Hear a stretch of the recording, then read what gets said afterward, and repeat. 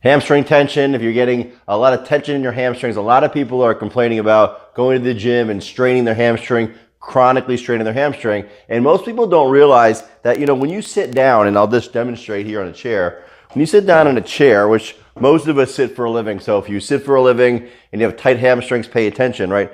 If you think about this, when you sit down, your hamstrings from my knee to my butt, right, as I sit down, are shortened, okay? So when you sit down, you're contracting your hamstring. There's a contracted hamstring. If I wanted to lengthen my hamstring, I would straighten it out, right? So we know it's contracted and compressed while we sit at our desk all day. At the same time, the muscles of the hip, think of your butt, right? As you sit down, it stretches.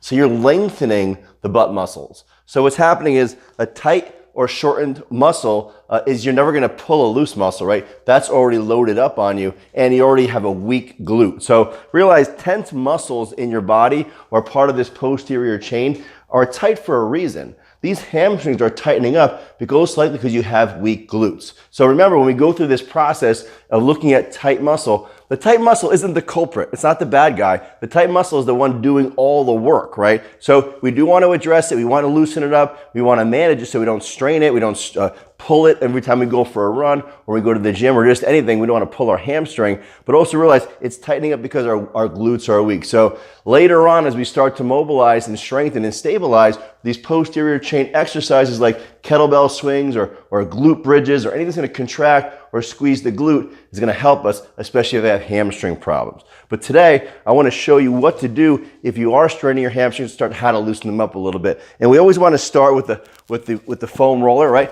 And the other thing is this, posterior chain dysfunction, the video in the MoveWell site. So you all have access to the MoveWell site. Go in, log in, check out posterior chain dysfunction. Trainer Tony walks you through a process. And it's much more detailed than this. So you should go and check that out. But if you did injure yourself or you're new at this, you don't want to do all those things because he really gives you a very, very clear prehab program. And I say prehab, that's what you do before you injure yourself. And guess what? It's the same thing you want to do to rehab it after the injury. But you know what? Let's prehab things. Let's take care of ourselves before we hurt ourselves. So we're going to start off with the foam roller. And the foam roller is going to act as a really good scan, a good general mobilizer, right? So I'm going to sit on the thing, right? You can sit up, and I'm going to put my pressure on the right side. So I'm going to focus today on my right hamstring for demonstration purposes. So all I'm going to do is just roll that posterior, right where the muscle begins, right? It's called your sits bone, or it's your greater trochanter. It's where the hamstrings attach to your butt, right? So you want to start at the attachment, and as you roll down, all the way down the hamstring, you're supporting your body, you're looking, and you can internally, externally, leg, in and out, find those tight adhesions, find those areas that are strained, because the hamstring muscles, there's many muscles in there, and there's many fibers in there. You want to find those limiting, tight, tender fibers and really identify where they are. So take a good 4 or 5 minutes to really get some circulation in there, go all the way down to the knee. If you want, you could actually go, if you have some calf things going on, great way to do that. You want to add a little extra pressure, put your other foot on top of that. You really have a good time rolling out your hamstring. So once you get to that point, now we want to identify some of those areas of tension in my hamstring. What I want to do in there is get a little bit deeper. So now you're going to use your double lacrosse ball. And great. Nice. My assistant Haley's daughter's taking a good job on video there. Thanks a lot. The double lacrosse ball here. So Trainer Tony shows you with the J bar how to get in there a certain way. Me personally, I've been using the double lacrosse ball. And if you can just check this out, put the ball right on your chair, a nice hard chair like this. And I can, just like with the foam roller, find that spot. So notice what I do when I do mobility work. Rest of my body, my feet on the floor, my hand on the chair, whatever I can, is going to give me enough support so I don't have to put so much pressure down in those areas that are tender and tight, right? So I want to start at the very beginning, just scanning as well. Those two double lacrosse balls, finding those spots. And when I find those adhesions, now I found the tight area, right? So I found a tight muscle. What I'm going to do, and watch this, I'm going to pin it, and then I'm going to bring it into extension, right? We shorten the muscle, right? We're shortening the hamstring when we sit, contracting it. And then as I'm lengthening it, I'm just breaking up those adhesions, move the ball a little more, go that way, move the ball this way, move that way, allowing this ball, like the foam roller, to find those areas. But now, as I find it on the chair, I can pin and I can stretch it, right? I can pin and I can stretch it. I go all the way down to the knee, pinning and stretching and scanning and feeling around in that muscle, getting real control over it.